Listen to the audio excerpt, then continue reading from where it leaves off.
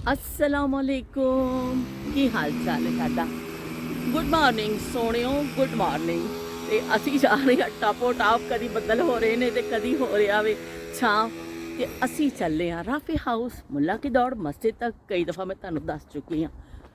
अज मैं निकलण तो पहले इस तरह यूट्यूब लाया, मैं अपनी वीडियो वगैरह जोड़ रही सा। ते मैं अपना जिवें वो देखिया अपलोड हो गई वीडियो मेरी, जब मैं देखिया तो पलवशा कुक ਜਿਹੜੇ ਨੇ ਉਹ ਪਲਵਸ਼ਾ ਜੀ ਉਹ ਲਾਈਵ ਆਏ ਹੋਏ ਸਨ ਤੇ ਲਾਈਵ 'ਚ ਬੈਠੇ ਗੱਲਾਂ ਸ਼ਲਾਂ ਕਰ ਰਹੇ ਸਨ। ਮੇਰੇ ਵਿੱਚ ਕੰਮ ਵੀ ਬੜਾ ਖਲਾਰਾ ਪਿਆ ਹੋਇਆ ਸੀ, ਪਰ ਐਵੇਂ ਕਿ ਮੈਂ ਕਿਹਾ ਕਿ ਚਲੋ ਮੈਂ ਇੱਕ ਦੋ ਕਮੈਂਟ ਕਰ ਲਵਾਂ, ਸ਼ਿਰਕਤ ਕਰ ਲਵਾਂ। ਤੇ ਉਹਨਾਂ ਨਾਲ ਮੁਲਾਕਾਤ ਹੋਈ ਸੀ ਮੇਰੀ ਉਸ ਦਿਨ ਹਲਾਲ ਫੂਡ ਫੈਸਟੀਵਲ ਤੇ ਮੈਂ ਉਹਨਾਂ ਦਾ ਸ਼ੁਕਰੀਆ ਅਦਾ ਕਰਨੀ ਆ कि उन्होंने बड़ी मुहब्बत दिखाई और शगुफ्ता एजाज भी नाल सन। ते कोई ऐसा लग नहीं रहा सी कि मैं कोई दो बहुत बड़े स्टार्स के दरम्यान खड़ी हाँ तो बई कोई बहुत उचियां चीज़ां ने है तो मैं कोई हकीर जी उन्होंने नाल खड़ी हाँ। नहीं, उन्होंने बड़े मैं हाथ सा चुकिया, मैं क्या शगुफ्ता एजाज लो कि मैं तुहाडा गाना गा सकनी हाँ। उन्होंने फौरन बुलाया। तो यह निशानी होंदी है अच्छे इंसान की, बड़े इंसान की। मैं उन्होंने फिर मैसेज भी किया कि मैं अज दो स्टार्स के नाल नहीं, दो अच्छे इंसानों के नाल मिली हाँ कि मैनू बिल्कुल महसूस नहीं होया कि मैं स्टेज से जिवें गई तो उन्होंने कोई नखरा किया होवे, कोई बल्कि खुश होए। और पलवशा जी ने फिर अपने उहदे ते भी लाया, अपने पेज से भी मेरी लाई वीडियो तो पसंद किया। तो बहुत बहुत शुक्रिया पलवशा जी। पलवशा जी का साढ़े घर में बच्चियाँ बई दीवानियाँ ने, सारे दीवाने ने ते देखते हैं रोज़ाना के उन्होंने ब्लॉग्स। तो मैं सच्ची गल तुहानूं दस्सां, झूठ नहीं बोलांगी क्योंकि वो बड़ियां सच्चियां गल्लां करते हैं पलवशा।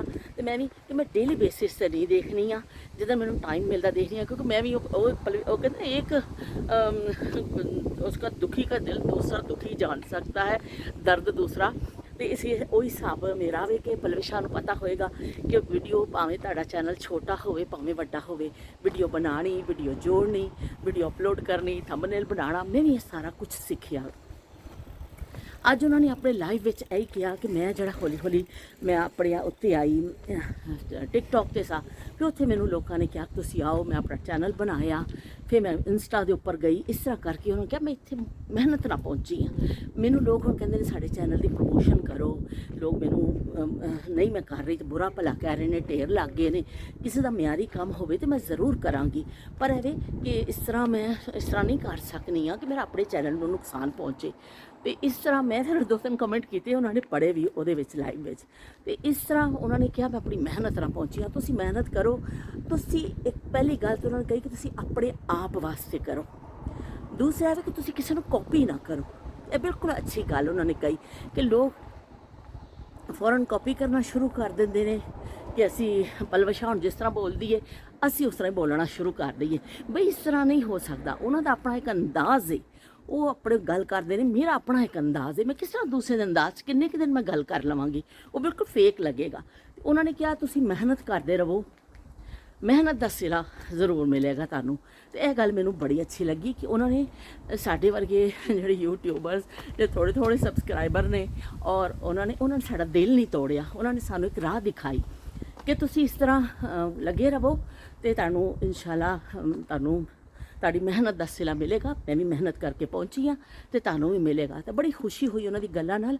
और उन्होंने फिर यह भी कहा कि कुछ लोग जिहड़े ने मैनूं फिर गालम गलोच भी करते हैं, तो मैं अगर नहीं कर सकनी हाँ तो लोग फिर गालम गलोच के उतर आते हैं। तो वाकई बहुत बुरी गल है कि किसी नूं तुसी अपने उस मकासद लई इस्तेमाल करना चाहते हो और फिर अगर नहीं करता तो बई तुहाडे च अहलियत है तो तुसी करो। मैं भी बास दफ़ा बहुत मायूस होनी हाँ, मेरा चैनल नहीं चलता, मैं बास दफ़ा डिप्रैशन हल्का फुल्का हो जाता मैनू फिर इस तरह फील होता कि पता नहीं मैं किहड़ा जुर्म दुनिया का कर दिता बई मेरा क्यों नहीं पे चलता चैनल।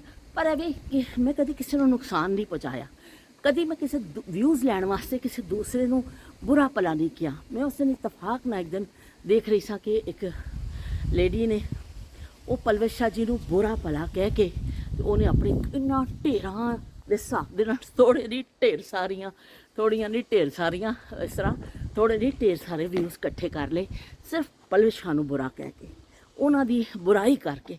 ऐसे व्यूज़ का की फ़ायदा, ਮੈਂ ਕਹਿੰਦੀ ਹਾਂ ਖੂਹ 'ਚ ਸੁੱਟ ਦਿਓ ਐਸੇ ਵਿਊਜ਼ ਤੇ ਐਸੇ ਲੋਕਾਂ ਨੂੰ, ਕਿਉਂਕਿ ਕਿਸੇ ਨੂੰ ਬੁਰਾ ਕਹਿ ਕੇ ਤੁਸੀਂ ਕੁਝ ਕਮਾ ਵੀ ਲਿਆ ਤੇ ਕੀ ਕਮਾਇਆ, ਉਹ ਕੀ ਖੱਟਿਆ ਤੇ ਕੀ ਖੱਟਿਆ। ਹੈਲੋ।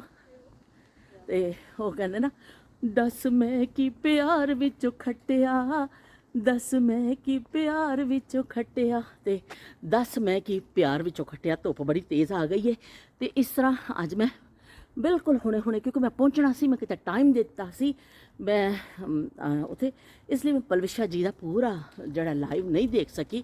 ਜਿੰਨਾ ਮੈਂ ਦੇਖਿਆ ਮੈਨੂੰ ਬੜਾ ਚੰਗਾ ਲੱਗਿਆ, ਉਹਨਾਂ ਦੀਆਂ ਗੱਲਾਂ ਬੜੀਆਂ ਚੰਗੀਆਂ ਲੱਗੀਆਂ, ਸਿੱਧੀ ਸੱਚੀ ਗੱਲ ਉਹਨਾਂ ਨੇ ਕਹੀ, ਔਰ ਸਾਡੇ ਵਰਗੇ ਜਿਹੜੇ ਮਾੜੇ ਮੋਟੇ ਯੂਟਿਊਬਰਸ ਨੇ ਉਹਨਾਂ ਨੂੰ ਹੌਸਲਾ ਅਫਜ਼ਾਈ ਕੀਤੀ ਤੇ ਉਹਨਾਂ ਨੇ ਇਹ ਕਿਹਾ ਕਿ ਆਪਣੀ ਸ਼ਨਾਖਤ ਬਣਾਓ, ਆਪਣਾ ਜਿਹੜਾ ਨਾ ਸਟਾਈਲ ਨਾ ਛੱਡੋ, ਆਪਣੀ ਸ਼ਨਾਖਤ ਬਣਾਓ, ਤੁਸੀਂ ਕਾਮਯਾਬ ਹੋਗੇ। ਦੂਸਰੇ ਦੇ ਪਿੱਛੇ ਚਲੋਗੇ ਨਾ, ਉਹ ਕਹਿੰਦਾ ਕੱਬਾ ਚਲਾ ਹੰਸ ਕੀ ਚਾਲ ਤੇ ਆਪਣੀ ਵੀ ਭੁੱਲ ਗਿਆ। ਤੇ ਉਹ ਹਿਸਾਬ ਵਾਕਈ ਹੁੰਦਾ ਵੇ ਕਿ ਜੇ ਤੁਸੀਂ ਦੂਸਰੇ ਨੂੰ ਦੇਖ ਕੇ ਚੱਲਦੇ ਹੋ ਤਾਂ ਕਿੰਨਾ ਕੁ ਅੱਗੇ ਚੱਲ ਸਕੋਗੇ। ਬਹਿਰਹਾਲ ਕਾਮਯਾਬੀ ਮਿਲਣਾ ਮੁਕੱਦਰਾਂ ਦੇ ਗੱਲਾਂ ਹੁੰਦੀਆਂ ਨੇ, ਔਰ ਮਿਲਦੀ ਜ਼ਰੂਰ ਹੈ, ਤੁਸੀਂ ਮਿਹਨਤ ਕਰਦੇ ਹੋ ਤੇ, ਪਰ ਐਵੇਂ ਕਿ ਕਿਸੇ ਨੂੰ ਬੁਰਾ ਭਲਾ ਕਹਿ ਕੇ, ਕਿਸੇ ਨੂੰ ਡੀਗ੍ਰੇਡ ਕਰਕੇ ਤੁਸੀਂ ਕਰਕੇ ਅਗਰ ਤੁਸੀਂ ਕੋਈ ਐਸੇ ਵਿਊਜ਼ ਲੈਂਦੇ ਹੋ ਨਾ, ਤੇ ਉਹ ਕਿਸੇ ਕੰਮ ਦੇ ਨਹੀਂ ਨੇ।